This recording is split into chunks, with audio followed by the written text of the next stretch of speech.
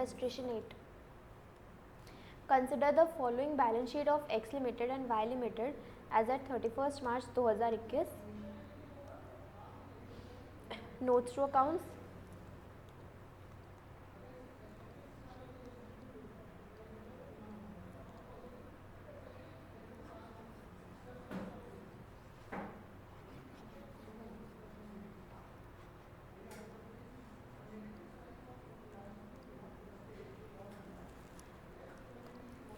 X Limited takes over Y Limited, new company, old company.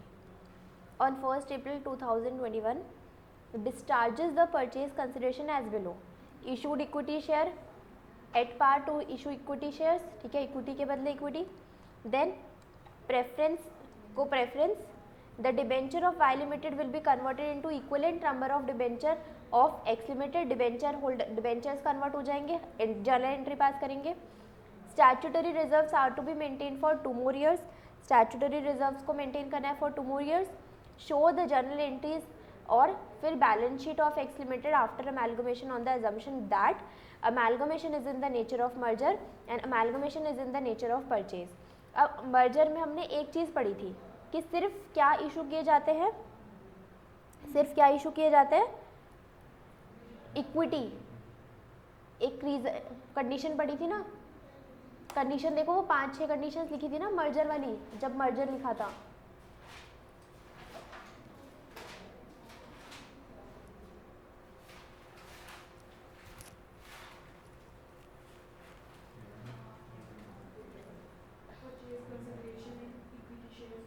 है ना, लेकिन यहाँ पर परचेज कंसिडरेशन तो प्रेफरेंस शेयर भी है, तो अब क्या करें, तो प्रेफरेंस है तो प्रेफरेंस भी इंक्लूड करेंगे. हाँ, अब क्वेश्चन में अगर ऐसा दे दिया नेचर ऑफ मर्जर के हिसाब से करो तो हम नेचर ऑफ मर्जर के हिसाब से ही करेंगे. लेकिन अब हमें खुद से सोचने की ज़रूरत नहीं है कि कंडीशन पूरी है कि नहीं है. जो क्वेश्चन में है वो हम कर देंगे with the as in nature of merger. ठीक है, वैसे ऐसा नहीं होता. ठीक है, कंडीशन पूरी नहीं है बट क्वेश्चन ने बोला है तो हमें करना पड़ेगा फिर. ठीक है,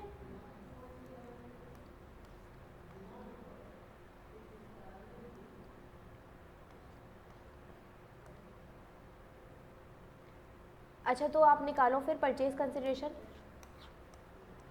कंसिडरेशन कैलकुलेट करो.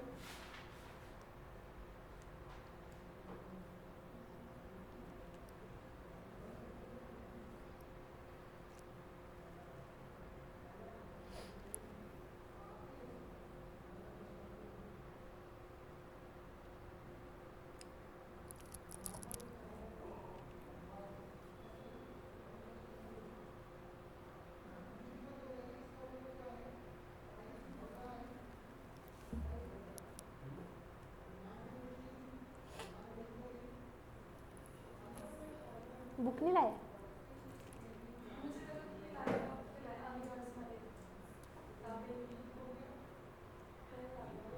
क्या दिक्कत है तुम्हें, स्कूटी से तो आते हो.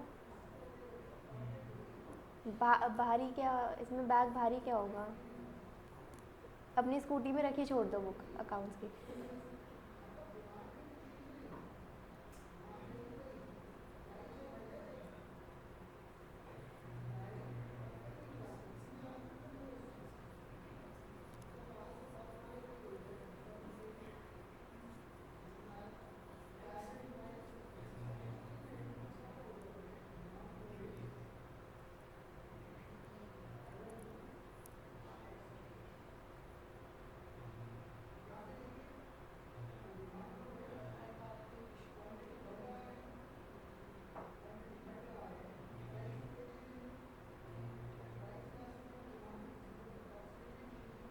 क्या हुआ, हाँ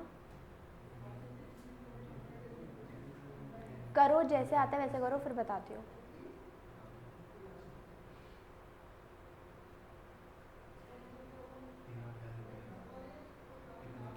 इक्विटी कितना निकाला, डायरेक्ट गिवन है 3,50,000 equity share of 10 each, 35 lakh.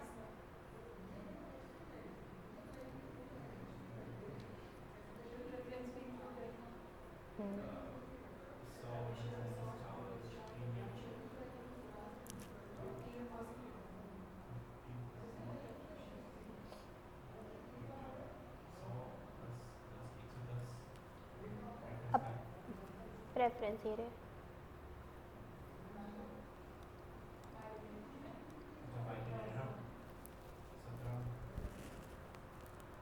सत्रह लाख है ये, इन थाउजेंड्स है।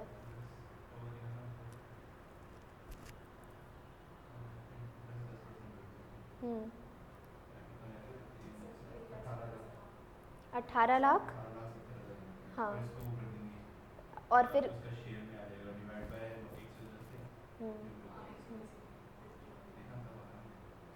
110 नहीं, डिवाइडेड बाय 100। हाँ,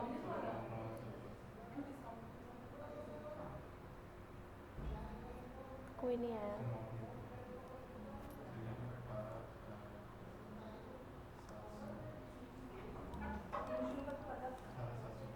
क्रिश की तबीयत, क्रिश बोल रहा है कि तबीयत ठीक नहीं है।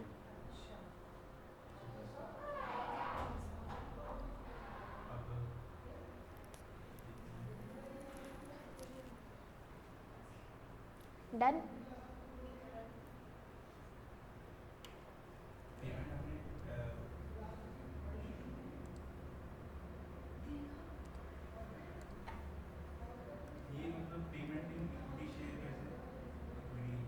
तो इक्विटी के बदले इक्विटी तो है, issued equity share to equity share holder. नहीं, कैश कहाँ से होगा?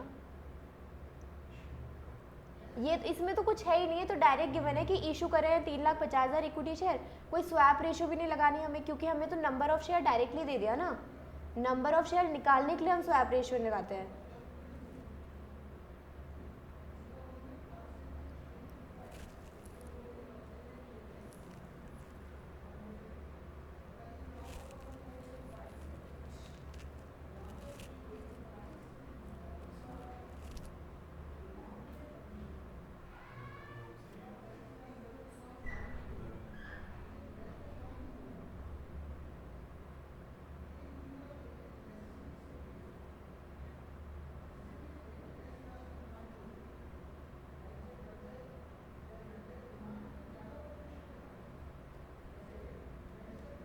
हो गया। अब लिखो in the books of x limited merger method. पहली एंट्री क्या होगी हमारी? बिजनेस परचेज की जगह हम क्या लिख देते हैं? Business merger to liquidator of Y limited. Purchase consideration 53,70,000, 53,70,000।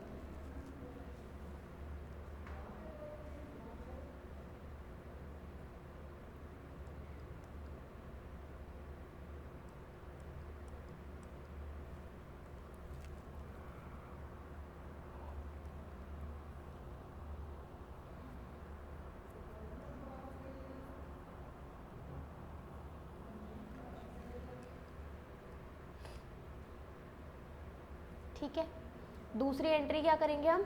सारे एसेट्स डेबिट, सारी लाइबिलिटीज क्रेडिट, और साथ में यहाँ पर जो रिजर्व है, पीएनएल है, उसकी हम अलग एंट्री नहीं करते हैं मर्जर मेथड में, इसी वाली एंट्री के साथ करते हैं।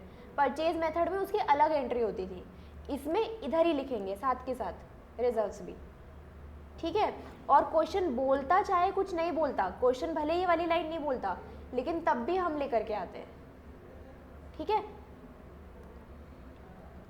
तो हमारे पास एसेट्स कौन कौन से हो गए? पहले तो पीपीई नोट नंबर 4, तो नोट नंबर 4 में लिखो लैंड एंड बिल्डिंग डेबिट 15,50,000, फिर plant and machinery debit 17 lakh, फिर फर्नीचर डेबिट 3,50,000।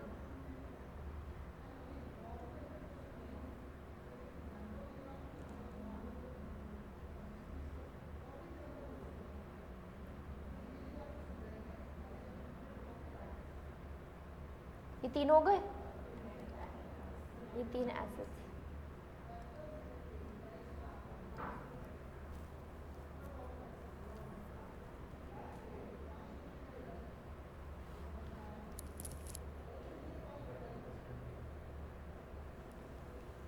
हाँ, इन्वेस्टमेंट भी है 5 लाख।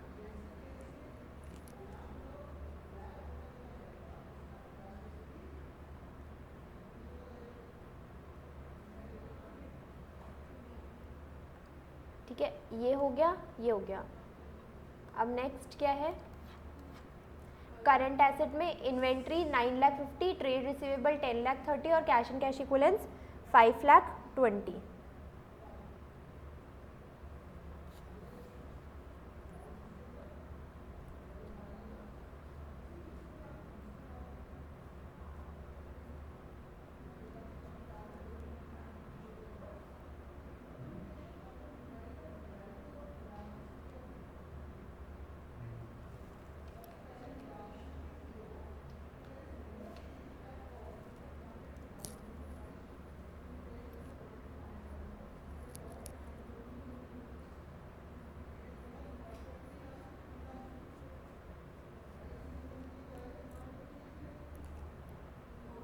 हो गया। अब एसेट साइड कंप्लीट हो गई, एक लाइन छोड़ करके डेबिट क्रेडिट साइड लिख लो। लाइबिलिटीज में हम पहले नॉन करंट लाइबिलिटी लिख देते हैं। Long term borrowing note number 3, long term borrowing note number 3 क्या है? डिबेंचर। एक सेकेंड, हाँ 13% डिबेंचर लिखना ही है। फिर डिबेंचर की बाद में एंट्री करेंगे ना, वो वाली दूसरी वाली कन्वर्ट करने वाली। 13% डिबेंचर 3,50,000। फिर क्या है यहाँ पर डिबेंचर के बाद? Trade payable 3,50,000, other current liability 1,50,000।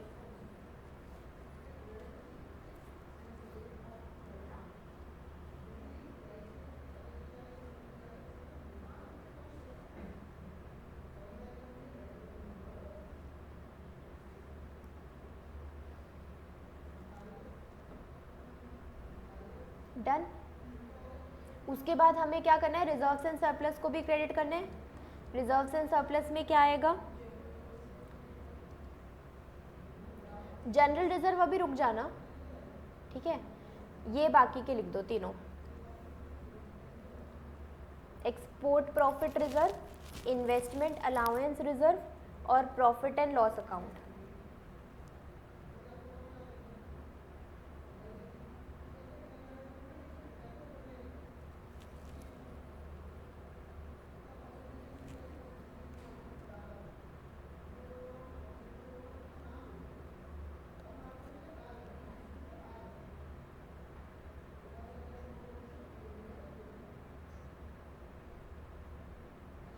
या फिर लिख दो जनरल रिजर्व भी, तभी ठीक से समझ में आएगा। लिख दो। बस ये काटने की ज़रूरत पड़ सकती है।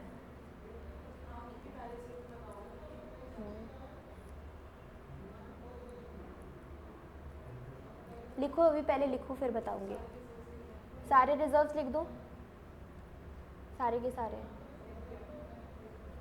ठीक है। और क्या लिखते हैं हम? कंसिडरेशन टू बिजनेस मर्जर,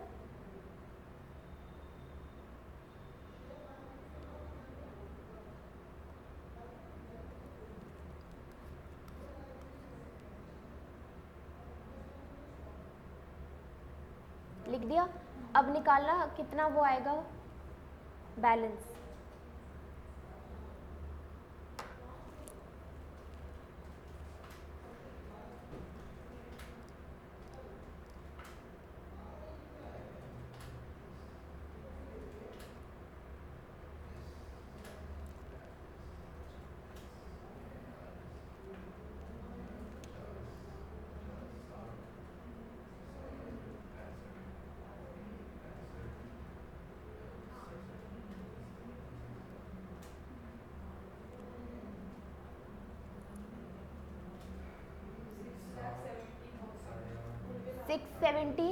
एक सेकेंड अभी रुक जाओ।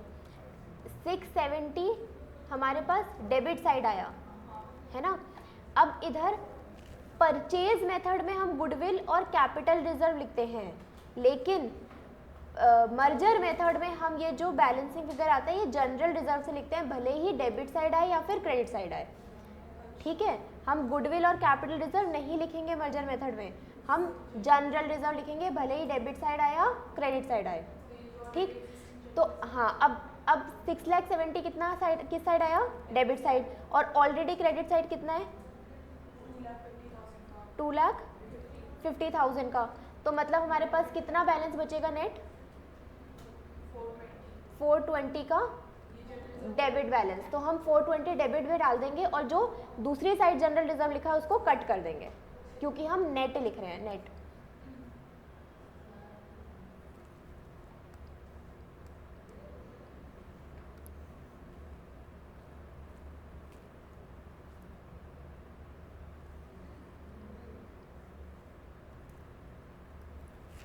ठीक है, पहली एंट्री हमने कर ली, यहाँ पर परचेज लिखा है, मर्जर लिखेंगे, ठीक है, मर्जर मेथड में। फिर सेकेंड एंट्री हमने करी, एसेट्स कर दिए डेबिट, हम सन्ड्री एसेट्स नहीं करेंगे, हम सारे एसेट्स लिखेंगे एग्जाम में, ठीक। फिर उसके बाद सारे लाइबिलिटी करें, सारे रिजर्व करें, अलग अलग कंसिडरेशन किया, और फिर जो हमारा वो निकल के आया नेट जनरल रिजर्व, वो उसमें डाल दिया 4,20,000, ठीक है, 2 एंट्री कंप्लीट। फिर हम तीसरी एंट्री क्या करेंगे, लिक्विडेटर को पे करेंगे, liquidator account debit, liquidator of Y limited debit to equity share to preference share.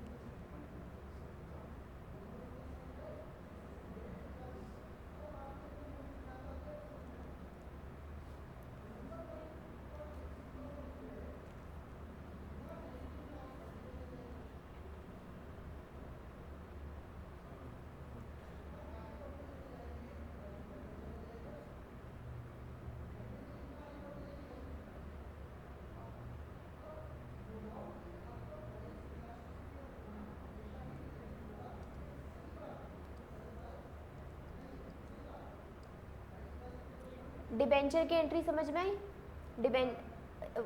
Liquidator वाली एंट्री कर लिया आपने।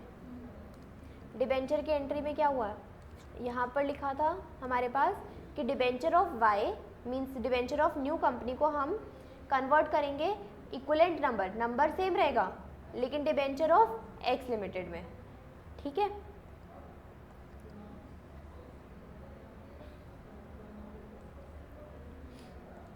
तो हमने सिंपल वाई लिमिटेड के हटाने के लिए डेबिट कर दिए और एक्स लिमिटेड के क्रेडिट कर दिए, है ये 13% जो बैलेंस शीट में लिखा है, बस ये वाई लिमिटेड के हट के क्या बन गए, वो एक्स लिमिटेड के, करेक्ट। सारी एंट्रीज हो गई, अब हमें बनानी है balance sheet. After absorption balance sheet बनाओ।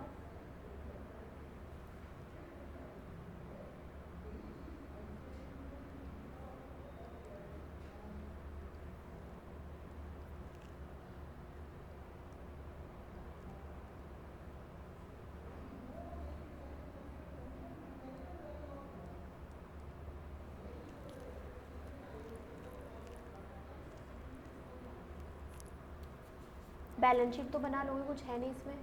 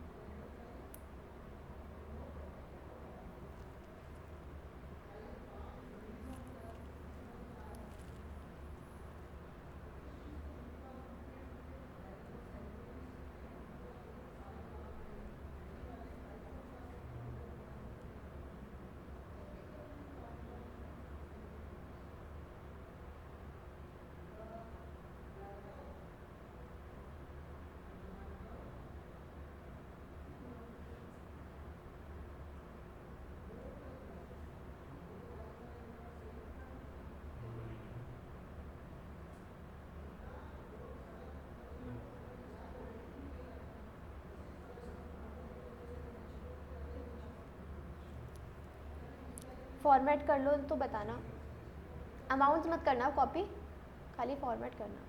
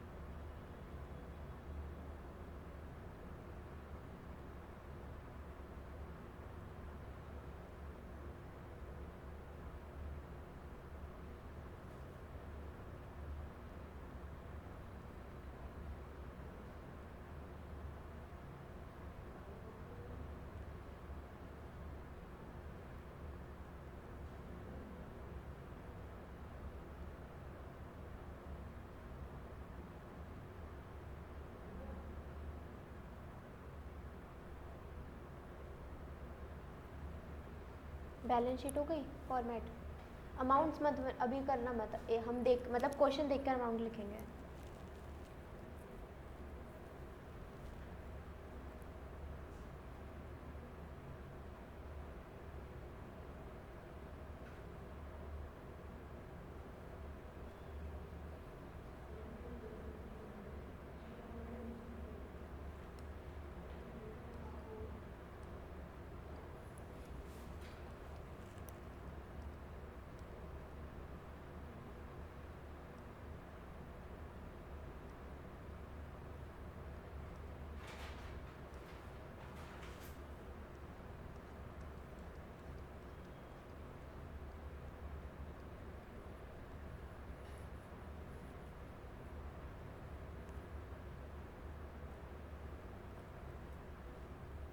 डन, ठीक है। शेयर कैपिटल, शेयर कैपिटल पहले से कितना था?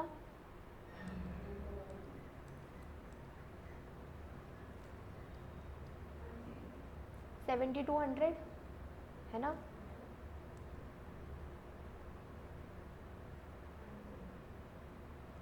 $8500। अच्छा ठीक है, कितना था अभी, कितना देखा हमने शेयर कैपिटल? 7200। और अभी परचेज कंसिडरेशन में कितना और ऐड किया?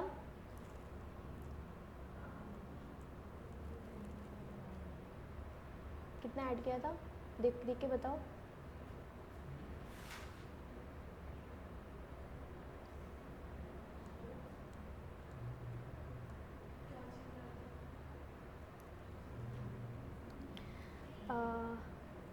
पाँच,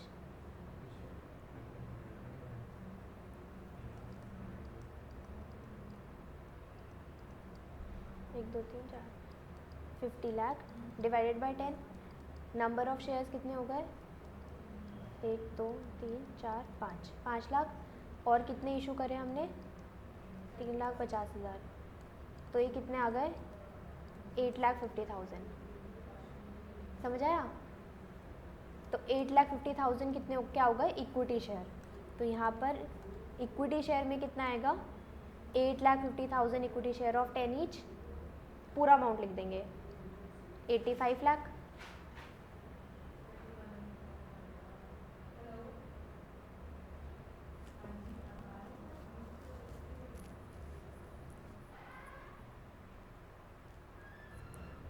ये आ गया ना आप लोगों को समझ, है ना?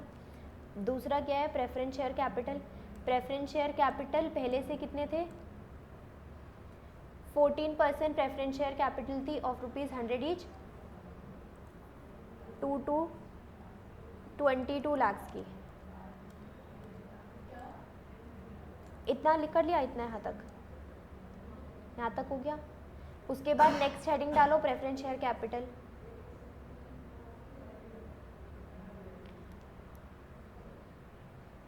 प्रेफरेंस शेयर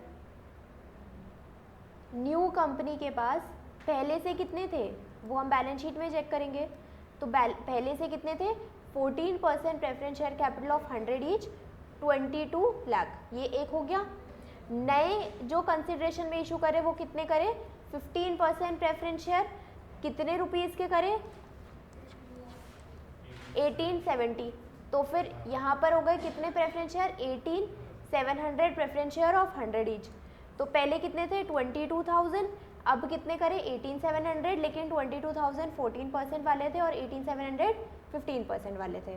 तो प्रेफरेंस शेयर भी हो गए।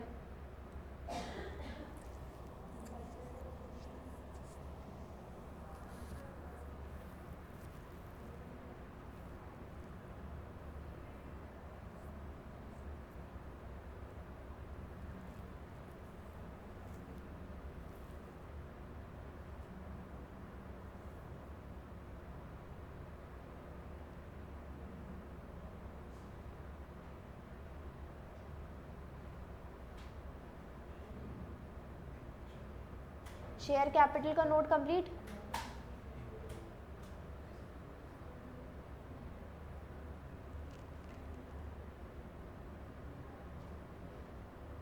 शेयर कैपिटल का नोट कंप्लीट हो गया। आगे अमाउंट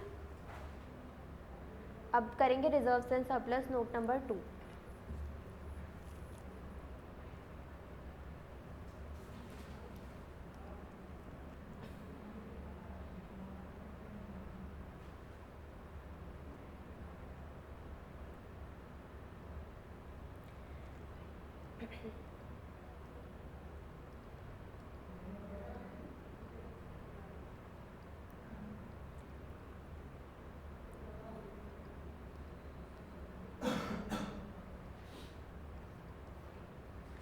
रिजर्व्स एंड सरप्लस इसको तो लेने नहीं है, हमें पता है। इसमें क्या है, 5 लाख के हैं और 5 लाख में से अभी हमने डेबिट किया था कितने का, 4,20,000 का। डेबिट करना जनरल रिजर्व मतलब माइनस, तो फिर कितने रह गए हैं ये जनरल रिजर्व, 80,000 के। तो जनरल रिजर्व में हम कितना लिखेंगे, 80,000। जनरल रिजर्व कितने रह गए, 80,000 के। अब यहाँ पर शो किस तरीके से क्या है, 500 प्लस 250 तो 750 आया, फिर जो हमारा वो वाला बैलेंस आया था 670, वो ऐसे करके लंबे तरीके से किया है। आप डायरेक्ट 80,000 भी लिख सकते हो, ठीक है। जनरल रिजर्व आ गया 80,000।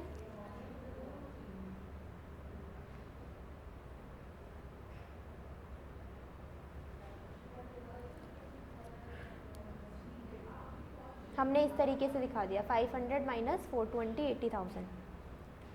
फिर हमारे पास क्या है, export profit reserve. Export profit reserve में कितना आना चाहिए, 3 + 2 5। एक्सपोर्ट प्रॉफिट रिजर्व में कितना आ गया, 5।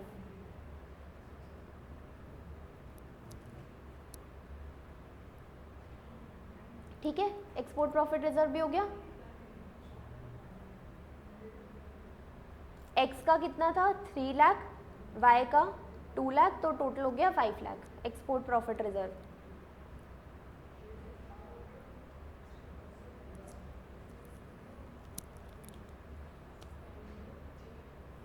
नेक्स्ट है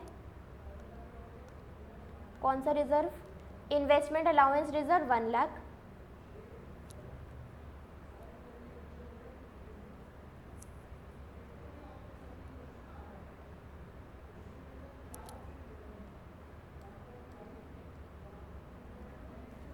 वन लाख हो गया इन्वेस्टमेंट अलाउंस रिजर्व। और प्रॉफिट एंड लॉस अकाउंट में क्या आएगा, दोनों को ऐड करके लिखेंगे, कितना, 7.5 और 5, 12.5 प्रॉफिट एंड लॉस अकाउंट, ये भी आ गया।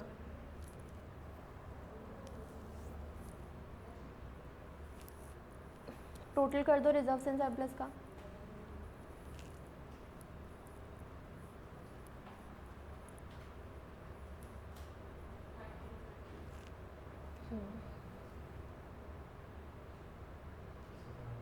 ये 3 अमाउंट, ये 3 0 कट करके मत लिखा करो, उससे कंफ्यूजन हो जाती है, लगा दिया करो अमाउंट।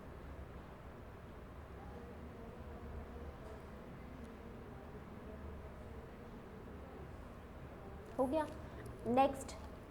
नेक्स्ट क्या थे हमारे पास, long term borrowing. Long term borrowing में अमाउंट तो चेंज ही नहीं हुआ था,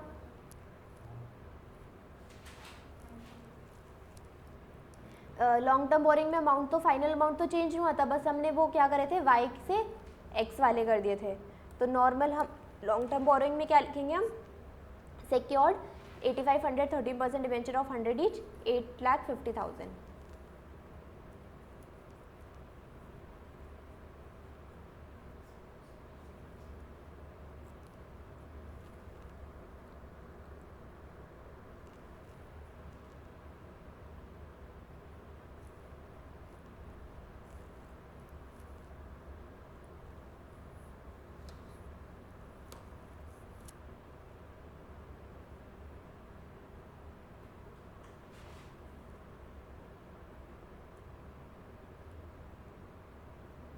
done. Property plant and equipment में हमें कुछ अलग से एडजस्टमेंट तो थी नहीं, बस दोनों को ऐड कर देना है, 2500 प्लस 1550, 3250 प्लस 1700, 575 प्लस 350।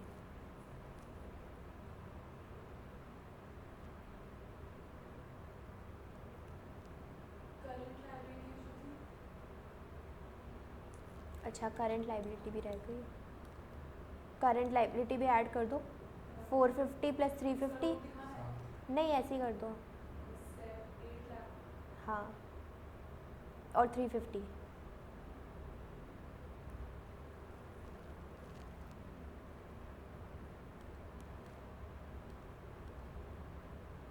एट और 350। नॉन करेंट एसेट का दिखा दो, क्योंकि उसके अंदर तो लॉन्ग टर्म बोरिंग में डिबेंचर है ना, एसेट का तो दिखाना पड़ेगा। लाइबिलिटी साइड कंप्लीट कर लो और टोटल करके,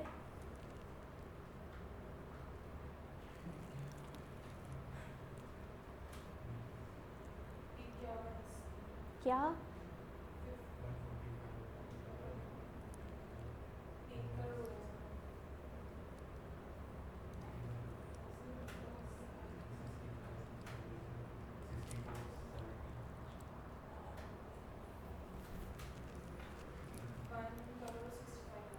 लाख। ठीक, फिर एसेट साइड, एसेट साइड में पीपीई कंप्लीट करो, पीपीई का नोट बनाओ 4, नोट नंबर 4,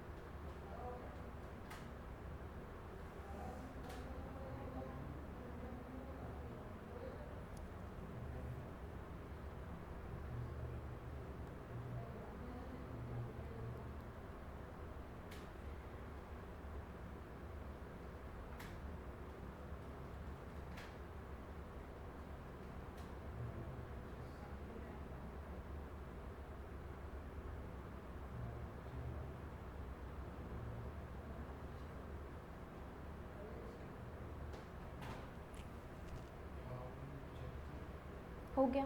इन्वेस्टमेंट भी ऐड करके लिख दिया,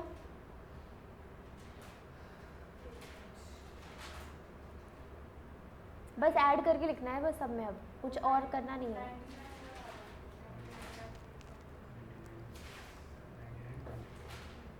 99,225 आया, नॉन करेंट इन्वेस्टमेंट 1200 आ गया,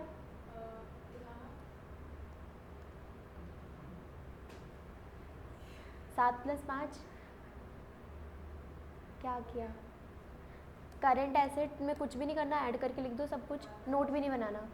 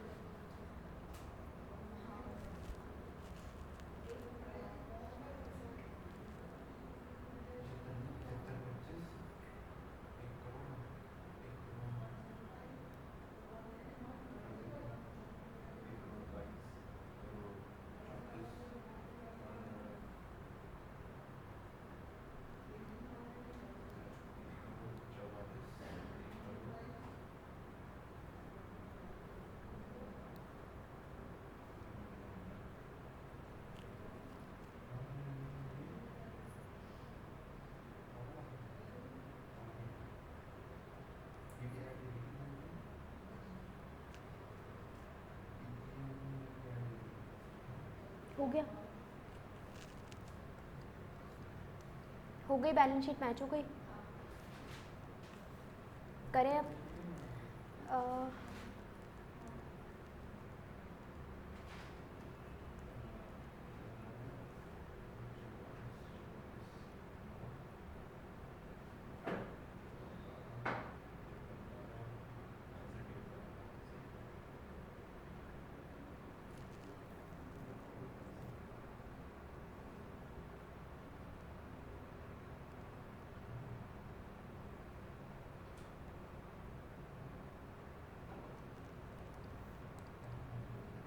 एक ये क्वेश्चन मर्जर का कर लेते हैं।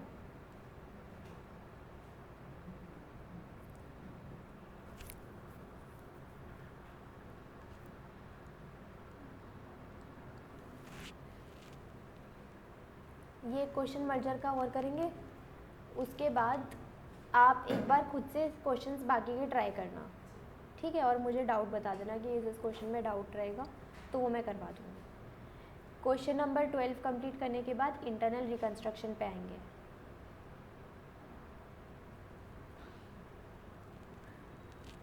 साढ़े 11 ही हो रहे हैं।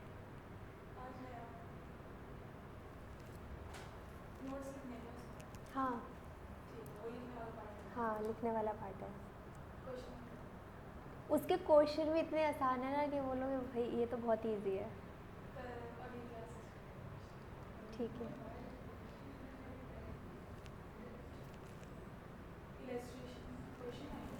प्रैक्टिकल क्वेश्चन है, question number 12।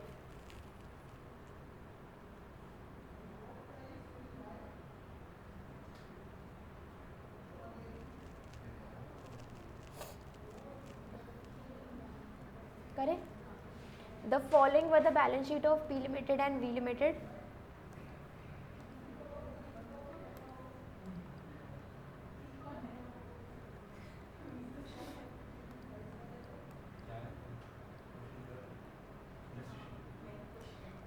Practical question number 12। इसका फ़ोन लेकर के ना साइड रख दिया करो।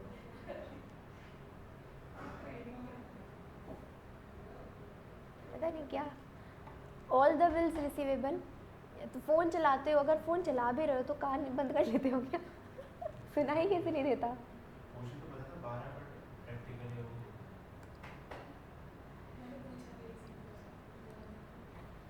All the bills receivable held by V limited were P limited acceptance. तो अगर वी लिमिटेड के ही पी लिमिटेड के एक्सेप्टेंस है तो इसका मतलब क्या हो गया? ये कैसी कॉन्ट्रा एंट्री है ना। हम क्या करेंगे? BP account debit to BR, दोनों को हटा देंगे।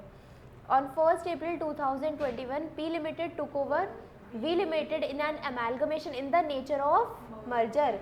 कंडीशन नहीं देखनी, अगर ऐसे लिखा है तो कर दो, ठीक है। It was agreed that in discharge of consideration for the business P Limited would allot 3 fully paid equity share of 10 each at par for every 2 share held in V Limited। हमारे पास स्वैप रेशियो मिल गई, number of old share multiply by issue price 10, ठीक है। Purchase consideration हो गया। It was agreed that 12% debenture in V limited would be converted into 13% debenture in P limited. Normal एक journal entry पास करनी है, ठीक। Of the same amount and denomination, same amount same denomination रहेगा, बस 12% वाले कन्वर्ट हो जाएंगे 13% में, ठीक है। और वी के डिबेंचर कन्वर्ट हो जाएंगे इन पी लिमिटेड। फिर details of trade receivables and trade payables are given. Then expenses of amalgamation amounted to 1 lakh were borne by the P Limited।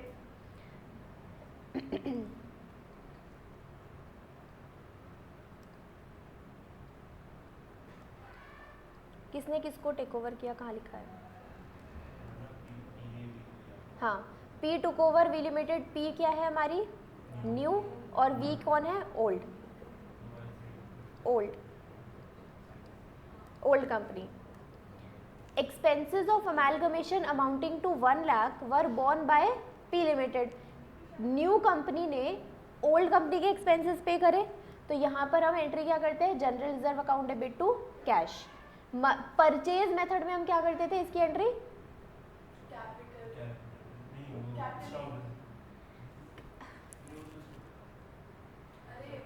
Purchase method में हम क्या करते थे, परचेज मेथड से हम बैलेंसिंग फिगर किस क्या लिखते हैं, डेबिट साइड आता है तो गुडविल से करते हैं ना एंट्री भी। फिर यहाँ पर हम क्या लिखते हैं, जनरल रिजर्व, तो यहाँ पर एंट्री किससे करते हैं, ठीक है ना। You are required to pass journal entries in the books of P Limited and prepare P Limited's balance sheet immediately after the merger. Clear हो गया क्वेश्चन। परचेज कंसिडरेशन निकाल के बताओ जल्दी।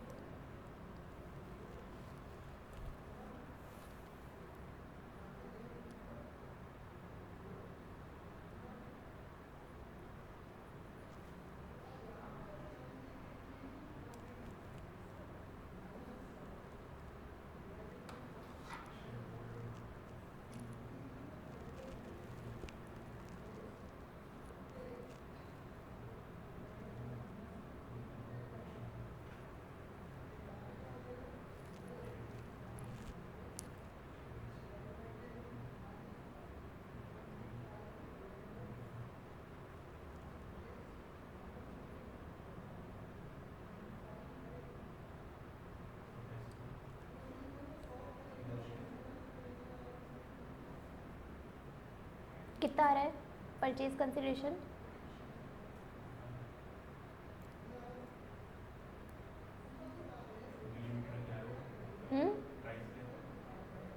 क्या swap ratio multiply by number of share of old company. आपने ये तो पूछा ही नहीं, number of share of old company कितने हैं। अच्छा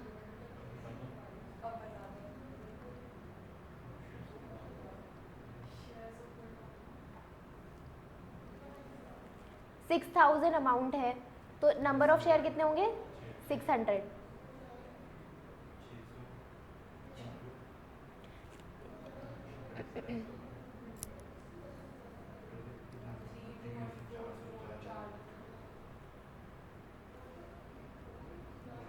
कितना आया, क्या 4000 कैसे आया, 4000 नंबर बता रहे हो, क्या बता रहे हो,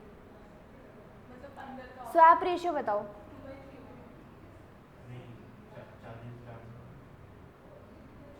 अलॉट 3 शेयर हर 2 के बदले, अलॉट 3 एवरी 2 के बदले, हर एक 2 के बदले तो हर एक 2 डिनोमिनेटर में जाएगा ना, और कितने हम दे रहे हैं, हर 3 दे रहे हैं तो 3 तो मल्टीप्लाई में जाएगा ना। इसको फॉर्मूला कुछ ध्यान में रखो, एक बेसिक सा वो लॉजिक ध्यान में रखो ना, है ना। 9000 मल्टीप्लाई बाय 600 और इशू प्राइस कितना है 10, तो कितना आ गया परचेज कंसिडरेशन 9000।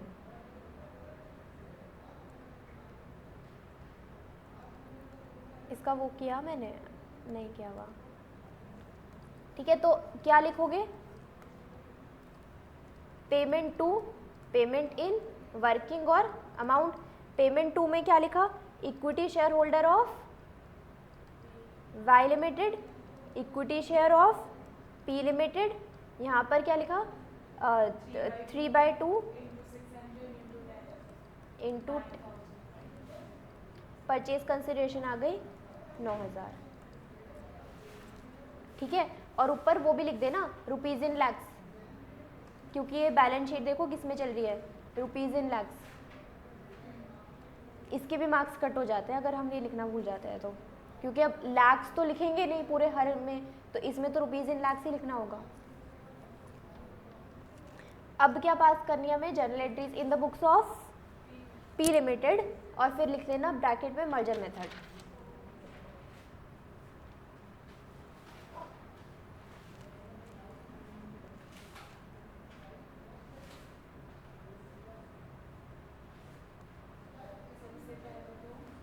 हाँ बताओ, फर्स्ट एंट्री बताओ, लिक्विडेटर ऑफ वी लिमिटेड।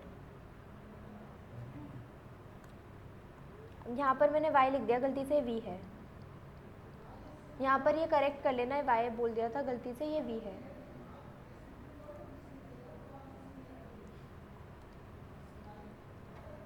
पहली जर्नल एंट्री क्या हो गई, business merger account debit to liquidator of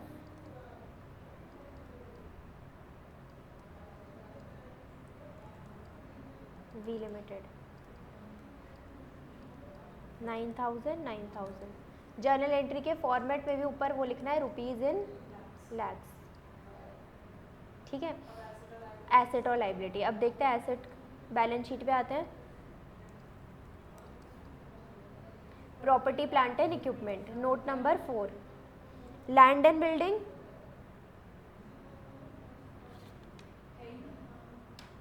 है ही नहीं, तो plant and machinery 5,000, furniture and fixture 1,750,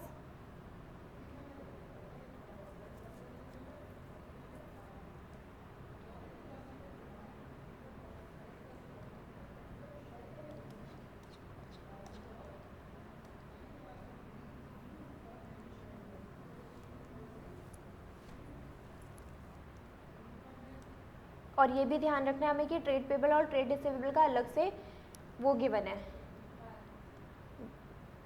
ये हो गया plant and machinery debit, furniture fixture debit.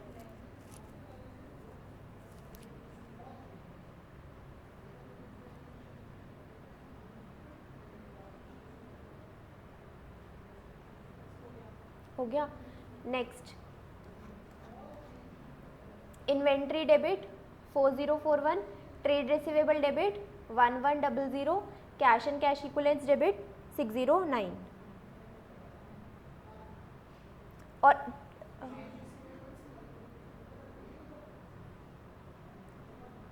Trade receivable पूरा ना लिख करके इसको ऐसे लिख लो, ट्रेड रिसीवेबल में डेटर 1020 और BR 80 अलग अलग लिख दो।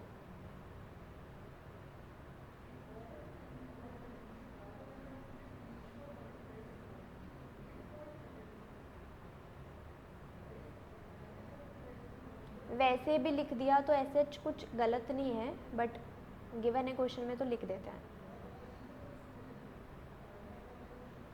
ठीक है।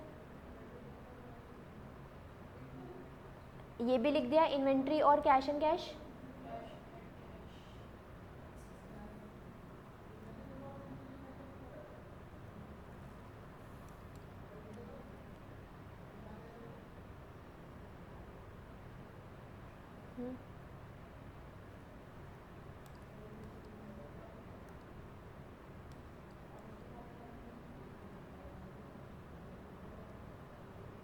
Done.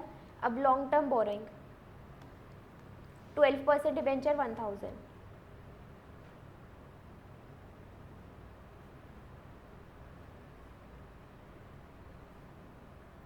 Current liabilities trade payable short term provision 463,702।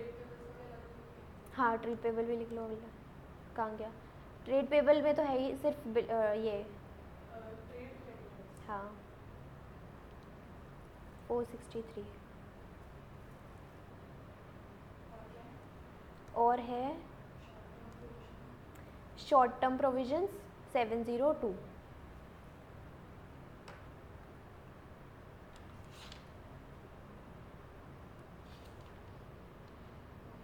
Done. अब इसके बाद नहीं रुको एक सेकेंड, रिजर्व्स एंड सरप्लस बोला है या नहीं बोला, हम करेंगे है ना। इसके अंदर कहाँ गए रिजर्व्स, अरे कहाँ गया,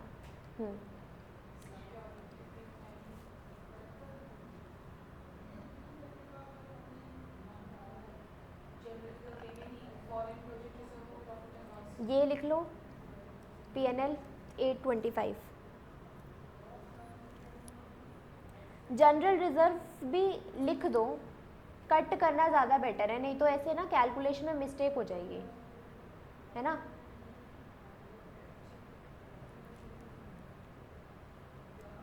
या तो एग्जाम में पेंसिल से लिख देना पहले।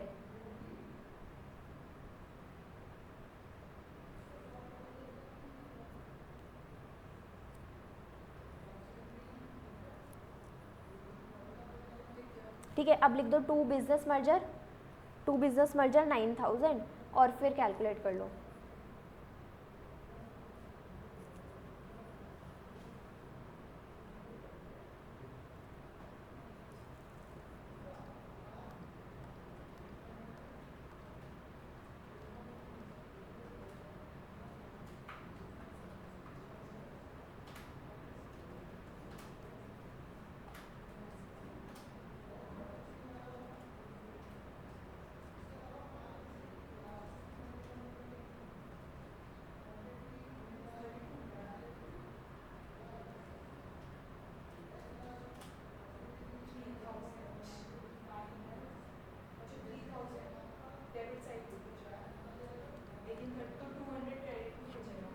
टू 200 क्रेडिट पे बच रहा है। हाँ ठीक है।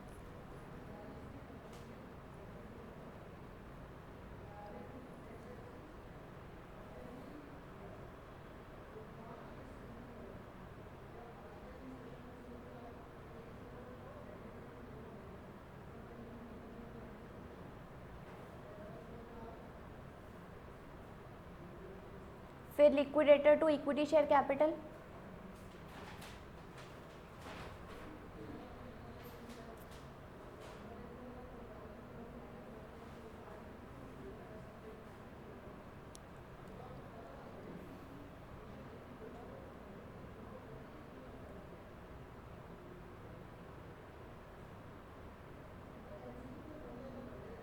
Liquidator to equity share capital कर लो 9000 9000। अब यहाँ पर देखो गुडविल को डेबिट करके गुडविल को क्रेडिट किया हुआ है ना, और डेबिट फिर फाइनली किस में किया है, पीएनएल में। तो हम डायरेक्ट एंट्री करते हैं, हम पीएनएल से नहीं, हम डायरेक्ट करेंगे जनरल रिजर्व टू बैंक।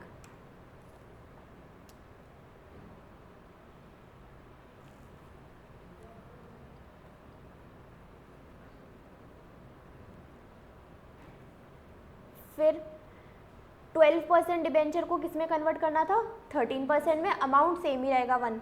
तो फिर 12% debenture account debit to 13% debenture account 1000 1000। ऐसे लाइबिलिटी फॉर करने की ज़रूरत नहीं है।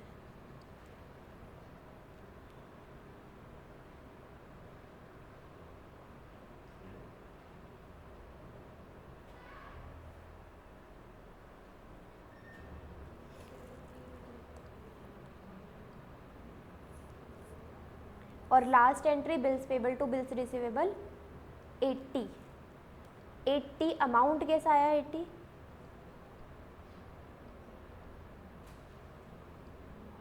क्योंकि इसके बीआर में था 80 और इसके बीपी में भले ही 120 था, लेकिन हम अमाउंट कौन सा वाला लेंगे दोनों में से, ऑब्वियसली इसके पास इसका 80 होगा ना, 120 तो होगा नहीं, तो 80 वो एंट्री करके फिर सब हो गया।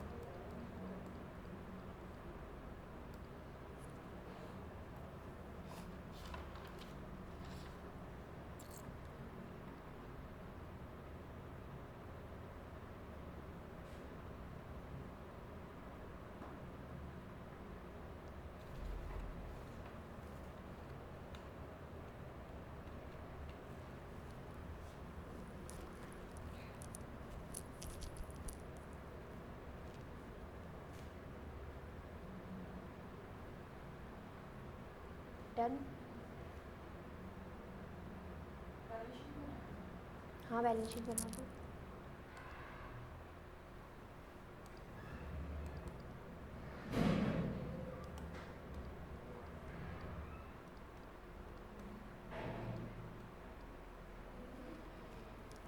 जब भी आफ्टर मर्जर वाला ये ना हर बैलेंस शीट में लिख दिया करो, आफ्टर मर्जर।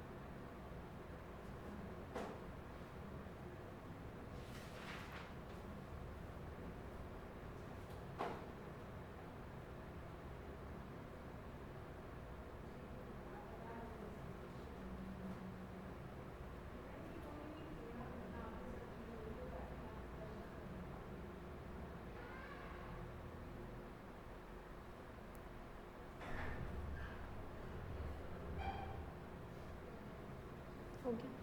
अब पहला note number 1 share capital.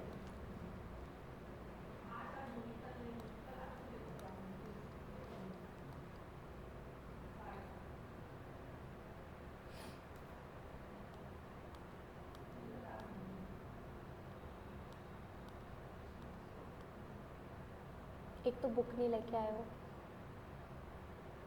Already कितने थे? 15,000 लाख। और हमने कितने इशू करे थे?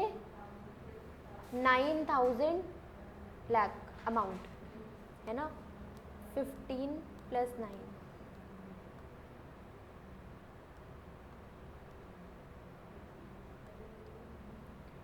24 ही आएगा। कितना आएगा? 24,000 लाख।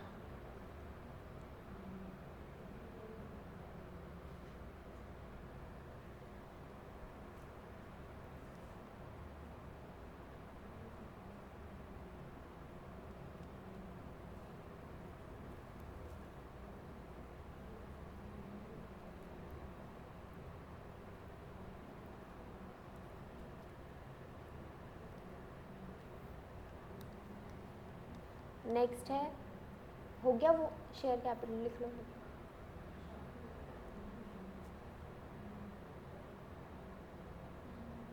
डन। अब नेक्स्ट है reserves and surplus. Reserves and surplus में जनरल रिजर्व का कौन सा बैलेंस आया था? क्रेडिट बैलेंस था 200, और ऑलरेडी कितने थे न्यू कंपनी के पास? जनरल रिजर्व का बैलेंस चेक करो।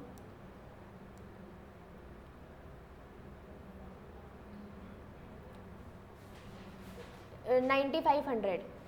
सो 9500 + 200।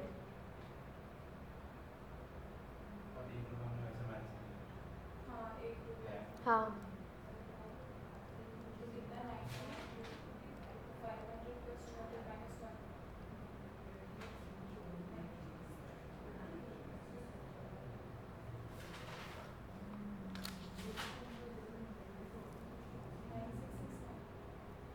कितना आया?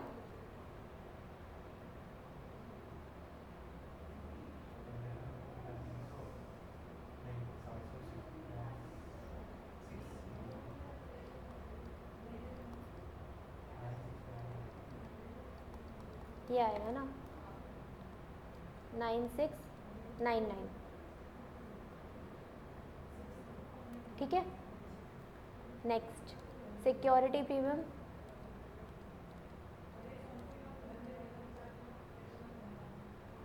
Security premium 3000, foreign project reserve 310, और PNL 2870 + 825।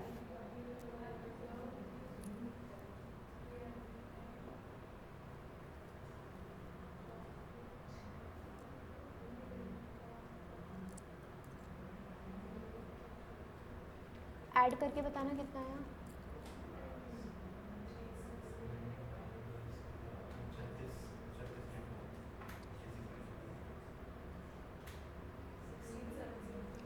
जनरल रिजर्व का टोटल बैलेंस, नहीं सॉरी, रिजर्व्स एंड सरप्लस का टोटल कितना आ रहा है? क्या ये आ गया ना? हाँ,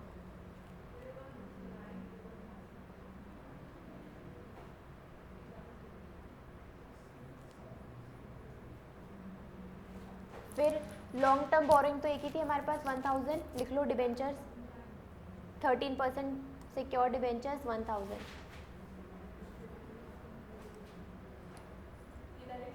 हाँ, नहीं नहीं, लॉन्ग टर्म बोरिंग का तो नोट बनेगा।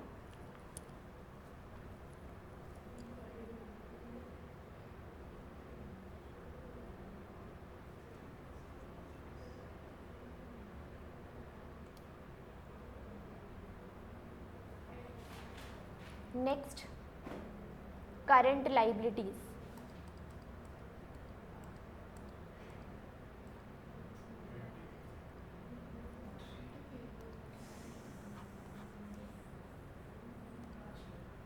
करंट लाइबिलिटी में ट्रेड पेबल, एक सेकेंड रुक जाओ। ट्रेड पेबल में हम नोट बना के लिख लेते हैं ना, ठीक है।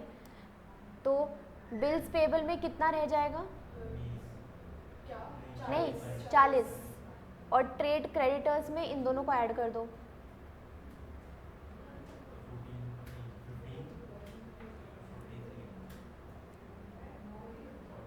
कर दिया? उसमें 40 बच गया। हाँ।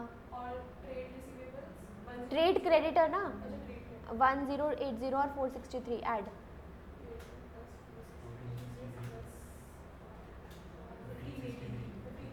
कितना आया चेक कर लेते हैं। 1583, ठीक है। शॉर्ट टर्म प्रोविजन तो बस ऐड करके करना है।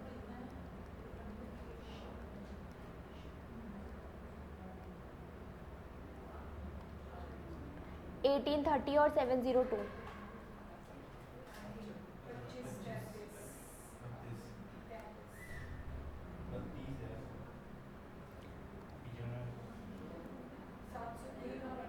सात सौ दो ना,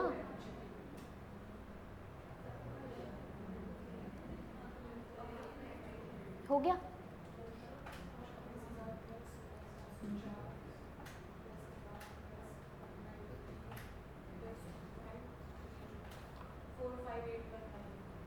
अभी चेक कर लेंगे। पहले प्रॉपर्टी प्लांट एंड इक्विपमेंट का नोट बना लो। Land and building 6000, plant and machinery 14 + 5, furniture fixture 2304 + 1750।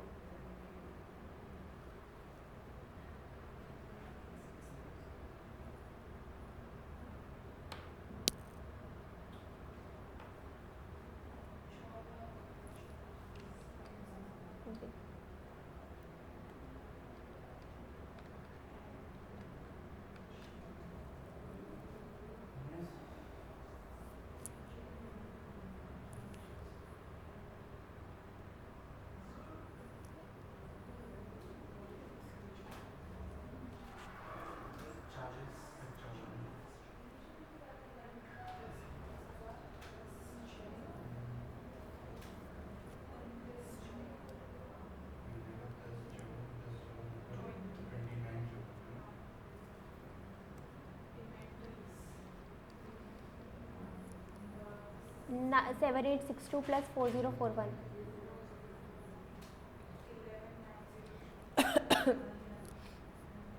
Trade receivable का नोट, ट्रेड डेटर तो ऐड हो जाएगा, बस ऐड। हाँ, ट्रेड डेटर्स 2120 + 1020।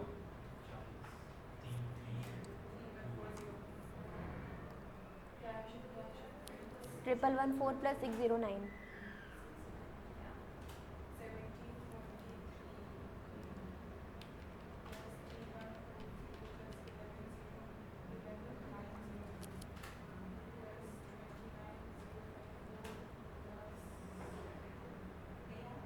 नहीं आया, चेक करो।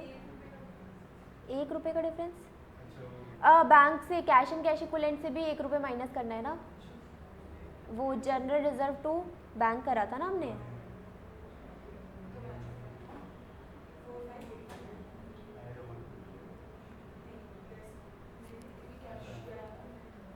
कैश यही आ गया बैलेंस 1722।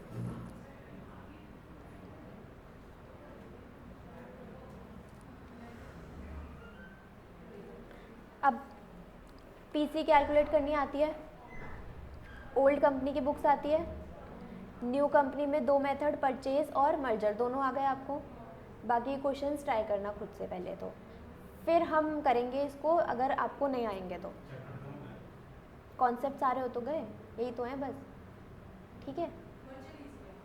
हाँ, मर्जर देखा जाए तो सब कुछ ईजी है बस। हाँ,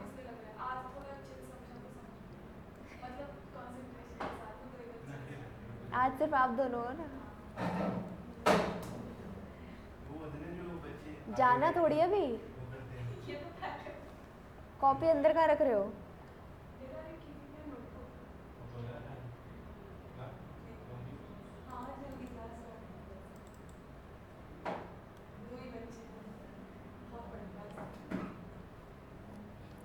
हेडिंग डालो इंटरनल रिकंस्ट्रक्शन।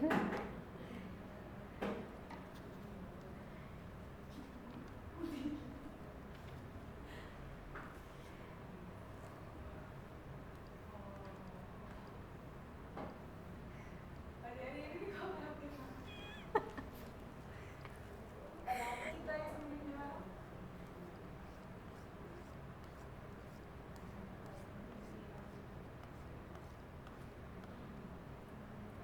कितने ही है? कल की क्लास हो गई? आराम आराम से। देखेंगे अभी, हाँ, आराम आराम से लिखो। We will see. कॉपी करने वाले हैं। हाँ, कितना समझा देना। जल्दी।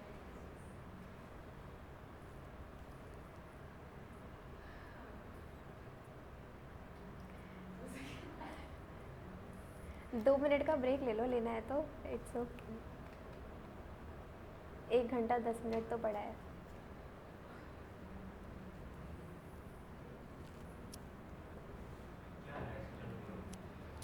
हाँ, मैं आपको क्वेश्चन।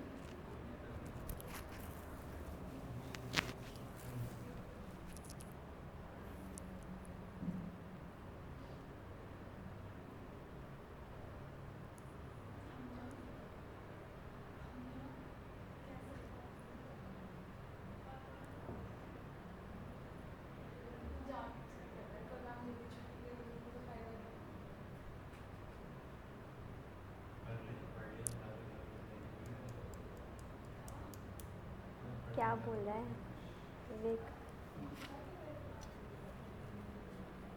क्या क्या मुंह में बोले जा रहा है? क्या बोल क्या रहा है ये? इसके बाद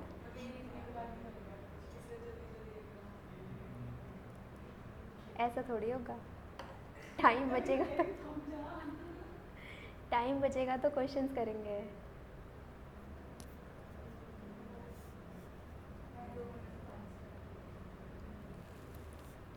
इंटरनल रिकंस्ट्रक्शन कंप्लीट होने के बाद मॉड्यूल 3 में कितने चैप्टर बचेंगे? एक, बायबैक ऑफ शेयर्स। आप वैसे हमारा वो उसका लॉ का भी मॉड्यूल कंप्लीट होना है। लास्ट चैप्टर एक ही बचा है, वो भी छोटा सा है, 2-3 क्लास। सही तो चल रहा है। मेरे अकॉर्डिंग भी ठीक ही चल रहा है।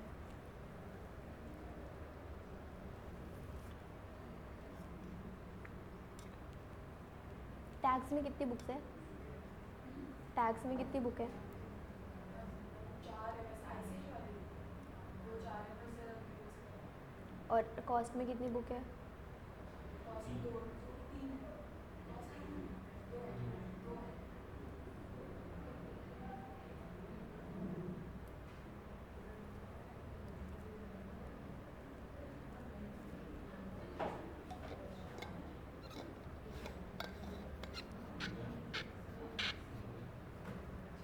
अभी नीचे बहुत है।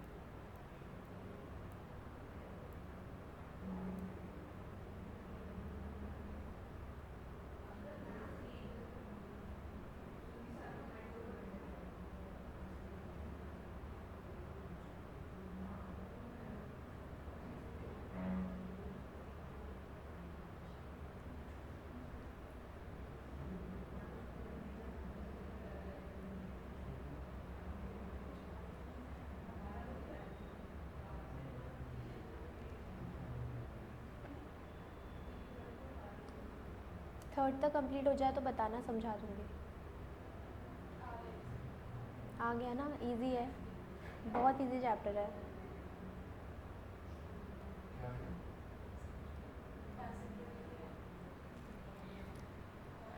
इंटरनल रिकंस्ट्रक्शन में हम कर क्या रहे हैं, हम हमारे एसेट्स को और लाइबिलिटीज़ को, शेयर कैपिटल को हम बेटर तरीके से दिखा रहे हैं। तो एसेट्स को या कम ज़्यादा जो भी क्वेश्चन में लिखा होगा वैसे करेंगे, रिकंस्ट्रक्शन करेंगे, मतलब बैलेंस शीट को दोबारा से कंस्ट्रक्ट करेंगे। ठीक है, इसके लिए पहले हमें अप्रूवल ऑफ कोर्ट का चाहिए होता है। ठीक, क्या अब फॉर डिक्रीज इन एसेट, अगर हमें एसेट को कम करना है तो एसेट कम होगा तो क्रेडिट होगा, हमें डेबिट क्या करेंगे, कैपिटल रिडक्शन।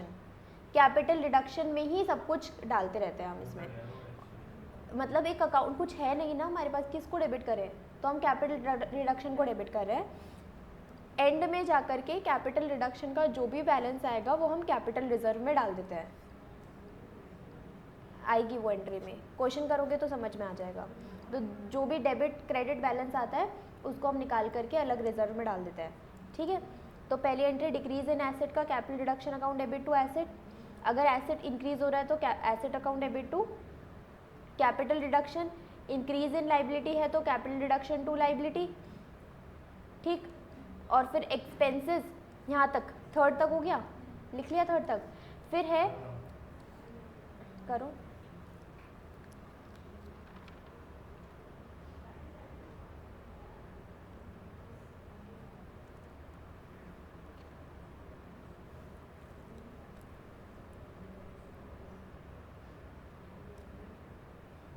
और ये तो पता ही हो गया, अब चल गया इंक्रीज इन लाइबिलिटी है तो ये, और डिक्रीज इन लाइबिलिटी होगा तो liability account debit to capital reduction. ठीक, नहीं रहने दो, क्या लिखना। ठीक, फिर है हमारे पास, अगर हम कोई एक्सपेंसेस पे करते हैं तो कोई एक्सपेंसेस पे करेंगे तो वो हमारा खर्चा है, तो मतलब एक्सपेंस इंक्रीज होता है तो क्या होता है, डेबिट होता है, और कैश कम होता है, तो इसलिए हम क्या कर रहे हैं, कैपिटल रिडक्शन को डेबिट कर रहे हैं, और कैश कम हो रहा है तो उसको बैंक से क्रेडिट कर रहे हैं।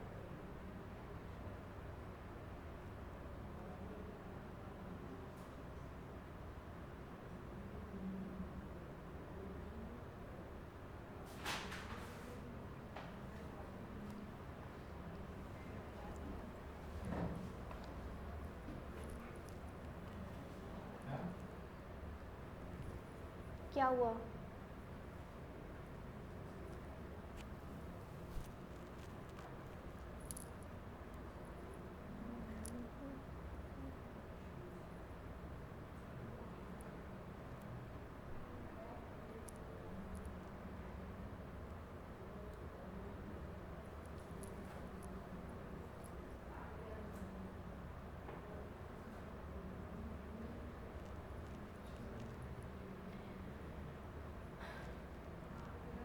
फोर्थ तक कर लो पहले, फिर यहाँ पे मैं बताती हूँ। फोर्थ तक हो गया। फिर for payment of unrecorded liabilities, ऐसी लाइबिलिटी जो अभी तक हमने हमारे बुक्स में रिकॉर्ड भी नहीं करी थी और उसकी हम पेमेंट कर रहे हैं। ठीक है, मतलब हमारे पास कोई क्रेडिटर आ गया, वो हमने रिकॉर्ड नहीं किया हुआ था, बस हमने ना उसको पे कर दिया है, तो अभी तक रिकॉर्ड किया नहीं था, हमने बस हाथों हाथ उसको पे कर दिया, लाइबिलिटी ख़त्म कर दी। तो अगर कोई लाइबिलिटी पहले से दिख रही होती तभी तो हम उसको ख़त्म करते ना, अभी तो लाइबिलिटी बुक्स में है ही नहीं, तो लाइबिलिटी तो फिर डेबिट हो नहीं सकता है। अगर बुक में होती, रिकॉर्डेड लाइबिलिटी होती, तब उसको अगर हम पे कर रहे होते तब उसे ख़त्म करते, लेकिन ये तो अनरिकॉर्डेड लाइबिलिटी है तो लाइबिलिटी डेबिट तो होगा नहीं, लेकिन हम कैश पे कर रहे हैं तो टू बैंक होगा, तो लाइबिलिटी की जगह हम क्या लिखेंगे, capital reduction, capital reduction account debit to bank.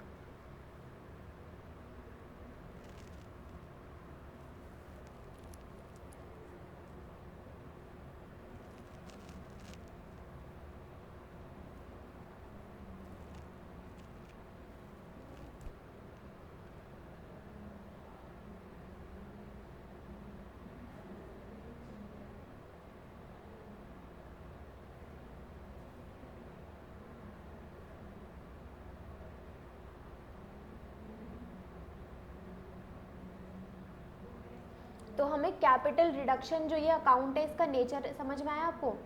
जब कभी भी कुछ नुकसान होता है, लॉस होता है, तो इसको क्या कर रहे होते हैं हम? डेबिट। और कोई अच्छी फ़ायदे की चीज़ हो रही होती है तो इसको क्या कर रहे होते हैं हम? क्रेडिट। जैसे कि एक रेवेन्यू का अकाउंट चलता है, जैसे सेल्स का अकाउंट चलता है, वैसे वाला नेचर हो गया इसका, है ना। अब 6 यहाँ तक complete. Next, for cancellation of unrecorded liability unrecorded थी, उसको हमने पे नहीं किया, उसको हमने कैंसिल ही कर दिया, तो उसकी कोई एंट्री ही नहीं होगी, है ना।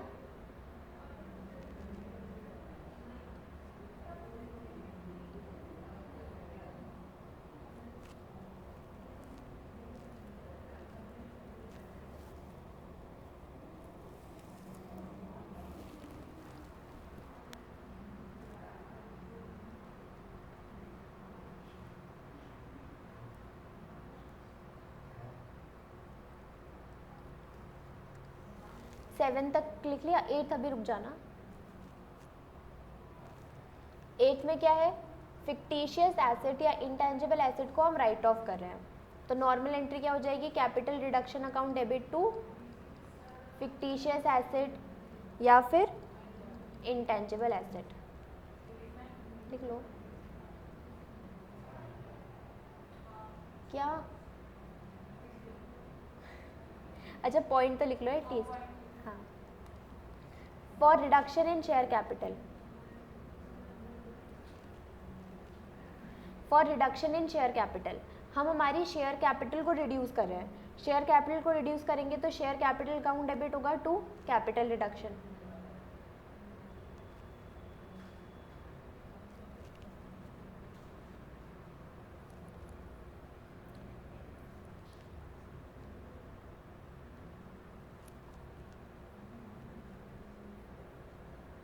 हो गया।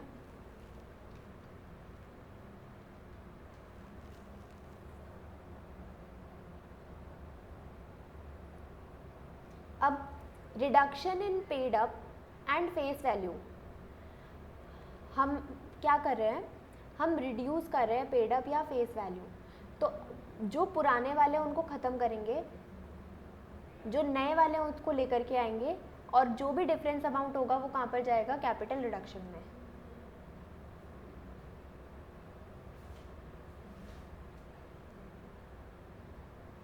है ना। हमने फेस वैल्यू 10 से क्या कर दिया है? 5 कर दिया है हर एक शेयर की। तो जो 10 वाले शेयर थे वो ख़त्म करेंगे, क्रेडिट में हम 5 वाले लेकर आएंगे, और जो डिफरेंस है 5 का वो कहाँ पे चला जाएगा? कैपिटल रिडक्शन में।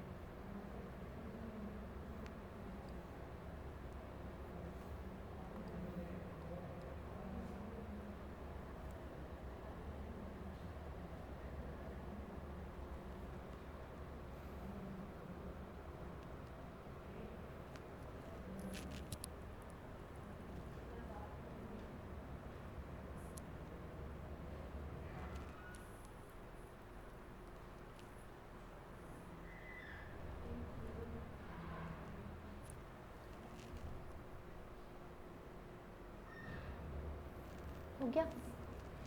अब ये याद है सबको, हमने उसमें पढ़ा था लॉ में, हाँ, पर चलो होता है तो stop कर दें। Converting share into stock.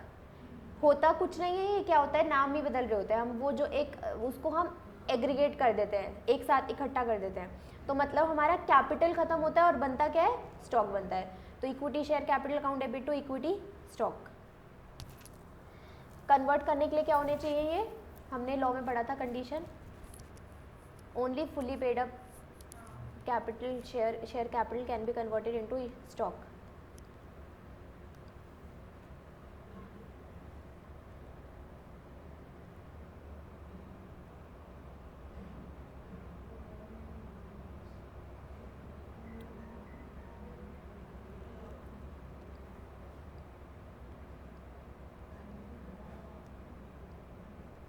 जो शेयर सरेंडर वाला है इसको अभी लिख लो, क्वेश्चन में समझेंगे, ठीक है। For surrender of shares, share capital account debit to share surrender. वैसे ऐसा कुछ है नहीं उतना। इशू ऑफ सरेंडर शेयर, तो फिर share surrender debit to share capital, और liability account debit to capital reduction. एक बस मतलब अभी ये लिख लो, ये पॉइंट मैं समझाऊंगी बाद में।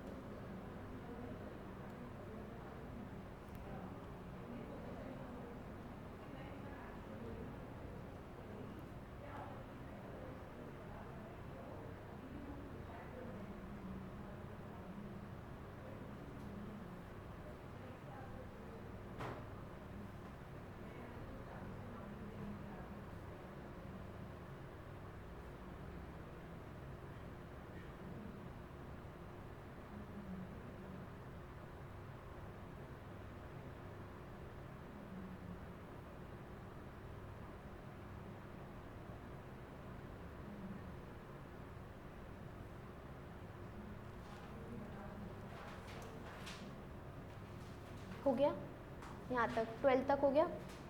13 भी शेयर इसका है। और 14 क्या है, balance of capital deduction account is to be transfer to capital reserve. तो जो भी होगा वो हम ट्रांसफ़र कर देंगे, capital deduction account debit to capital reserve या फिर capital reserve to capital deduction.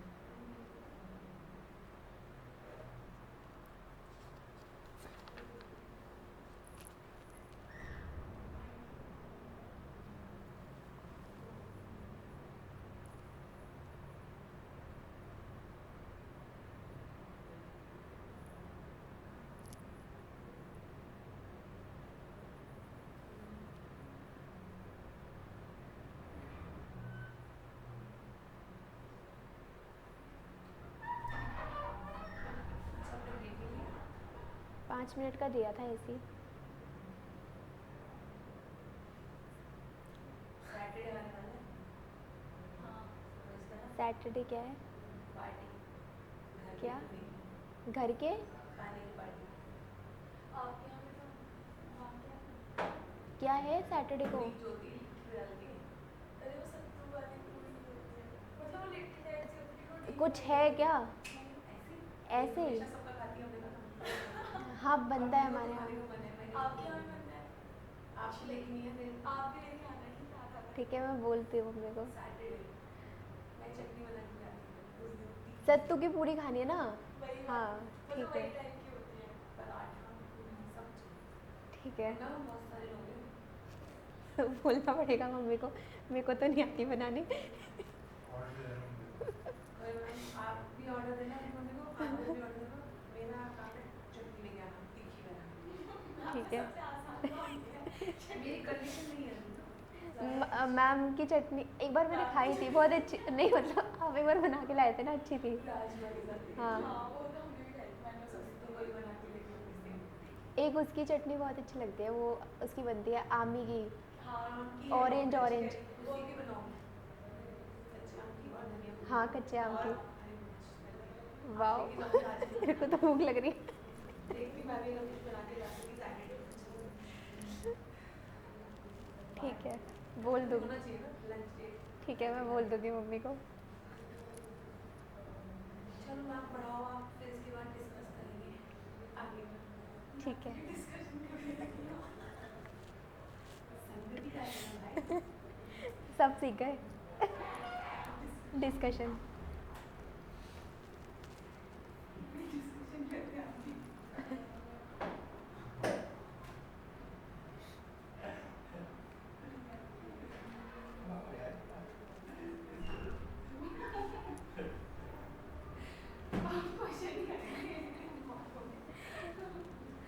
Guys one last question.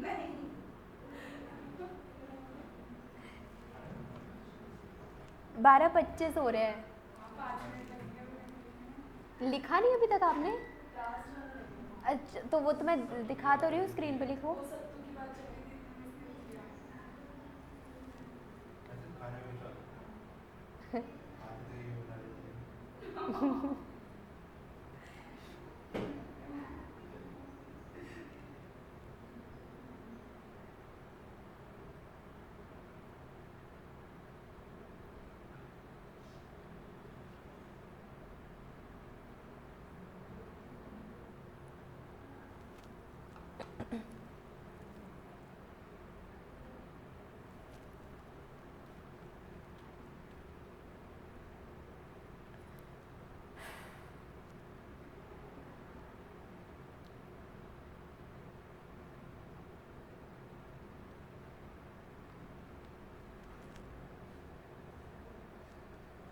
आपको एक कुछ नहीं किया ज़्यादा और क्या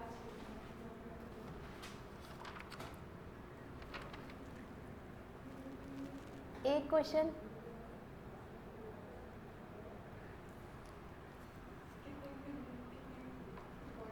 हाँ 134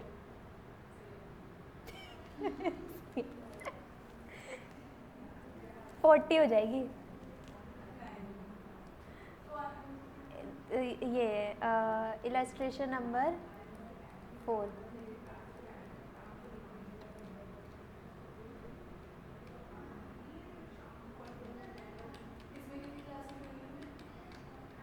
2 2 3 जल्दी जल्दी किया तो अगली क्लास में भी हो सकता है, मतलब अगली नेक्स्ट टू नेक्स्ट में। कर लेंगे अब अगली क्लास से कुछ एक क्वेश्चन क्या चलो ठीक है।